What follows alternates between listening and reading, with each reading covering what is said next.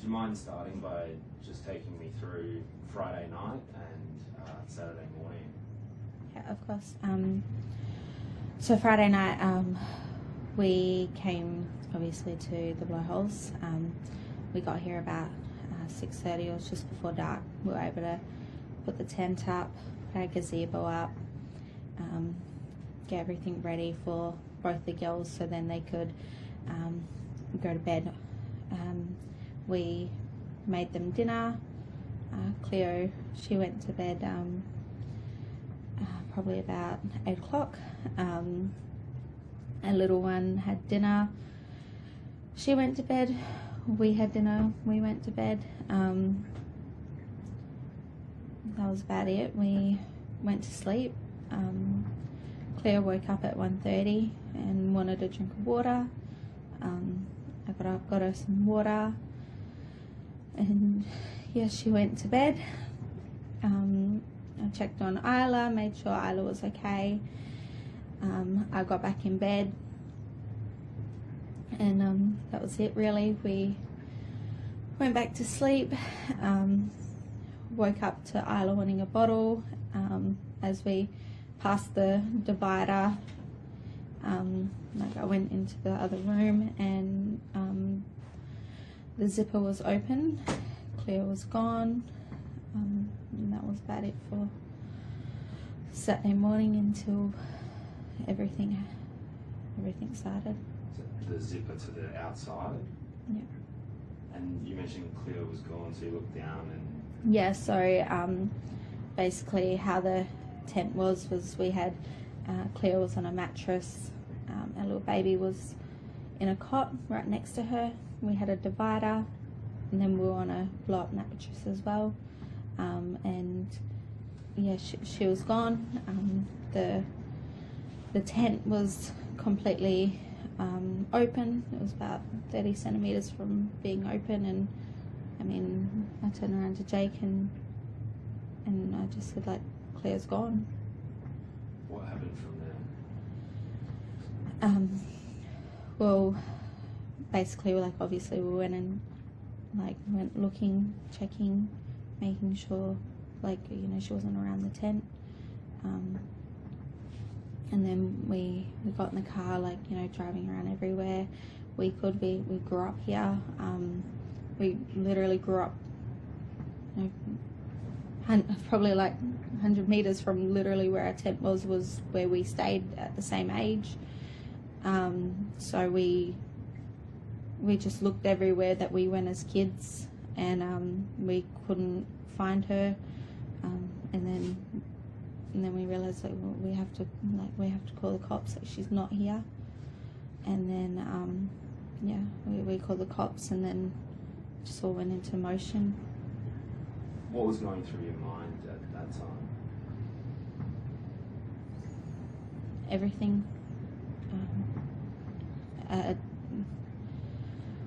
Part of me was thinking, like, you know, like, where is she? She needs breakfast. She, you know, like, you know, what's she doing? I just, everything was going through my head. It's been 4 days now. Tell me about that, the last 4 days. They've been horrendous. We haven't really slept.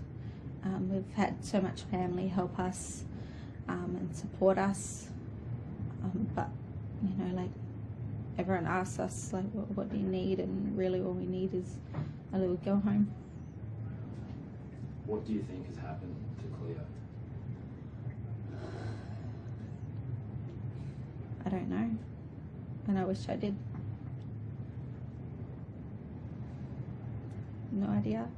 There's probably a million things that I've thought of, and everyone else, and, you know, as everyone tells us, you know, they're searching every angle that we probably have thought of. Yeah, I guess the worst part is, like, we can't do anything more. It's out of our hands, so we just feel hopeless and out of control. Can you tell me about Cleo? Oh God, yeah, she's beautiful, delicate. She has like the biggest heart. She just so funny. She loves rocks. She collects rocks. She loves makeup and dressing up. She, you know, every day wants to wear a princess dress. She's beautiful. She's so sweet. Yeah, she's everything that you'd want in a little girl to grow up and, yeah. What's the information you would like to get out there, and what would you like to ask people to do? You know, like we get inundated with people messaging us saying like, you know, maybe we've seen her here, maybe we've seen her there. Yeah, just report it. Report it is like all we can ask you to do. Yeah. Because we can't do anything.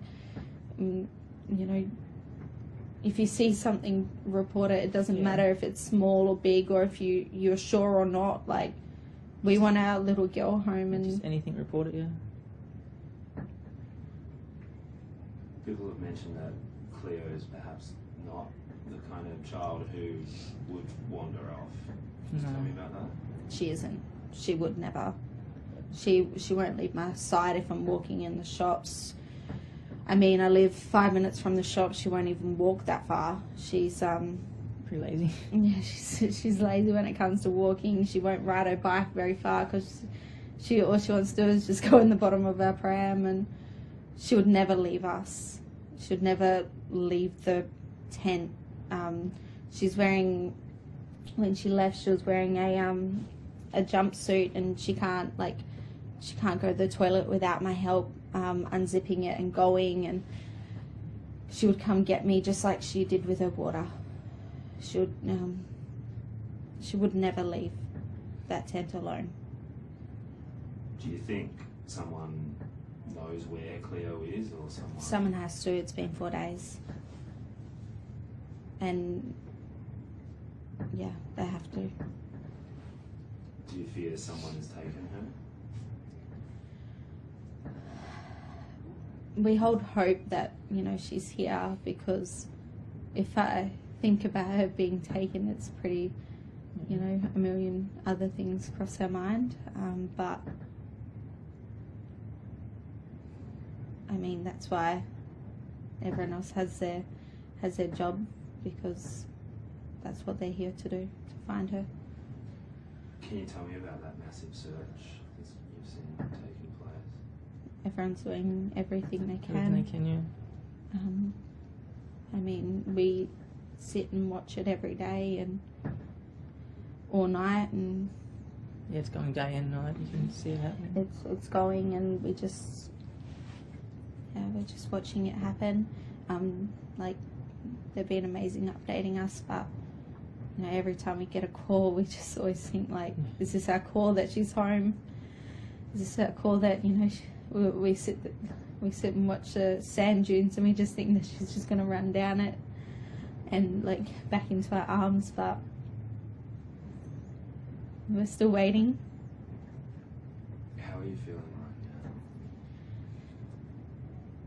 right now? How I'm feeling is how I never want any mother to feel with their child. How would you imagine Cleo might be feeling? Scared. Terrified.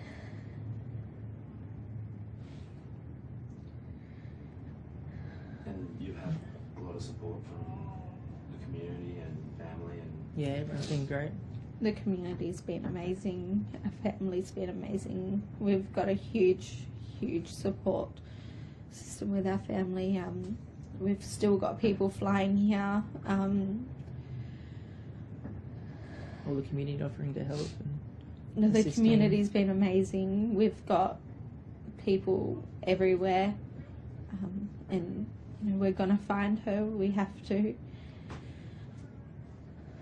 can you tell me a little about your family with the four of you? You live in Carnarvon, you go on camping trips like this. Can you talk me through some of that? Well, this was our our baby's first Yeah. camping trip. Got a 7-month-old baby. It was a brand new tent. First time we'd used it, so obviously we were trying to work out all the Yeah. flaws that could come with it, but this was never something that Didn't we expect ever this. thought would have happened. And what do you like to do, the four of you, spend time together? We go fishing, camping, hang out at the beach. Cleo's terrified of the water. She doesn't go into the ocean. Loves the pool, but ocean, not so much. Sandcastles and Yeah, playing the she- sand. Yeah, she'll play in the sand. She's learned to ride her bike without a training wheel, so Yeah, we we- brought that up. We brought her bike so then she could ride around basically where we all grew up. So she was gonna learn. Well, keep learning to ride with no training wheels, as she calls them, stabilizers. And is work and school here in Carnarvon?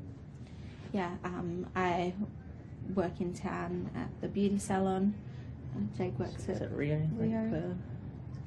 Cleo goes to school at St Mary's. What's giving the two of you hope right now? I know she's strong. Cleo was born 8 weeks early. She was premature, and she's been strong from the day she was born. So I know she can get through whatever she's going through. And for people keeping an eye out, can you tell me, what does Cleo look like and what was she wearing? She's fair skin, quite skinny, slim, honey blonde hair, hazel eyes, just beautiful.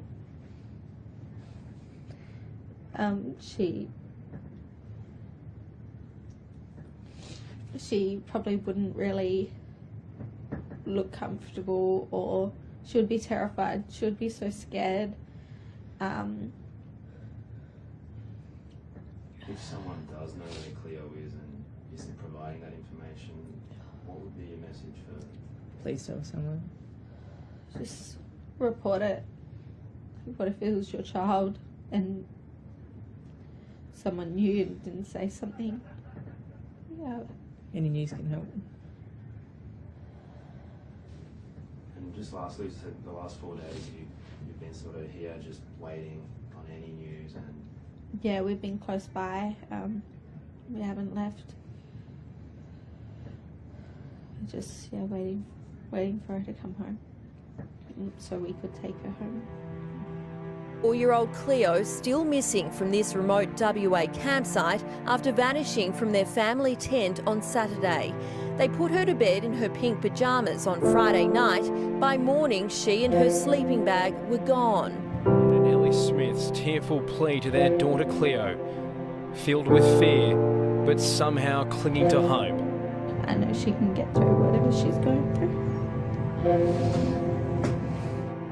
At the campsite turned crime scene, these seemingly empty shacks could hold the clues to Cleo's disappearance. Her family camping trip began late Friday afternoon at the Blowholes in Macleod, around 50 kilometres north of Carnarvon. She last spoke with her parents at 1:35 a.m. Saturday when she woke up for a drink.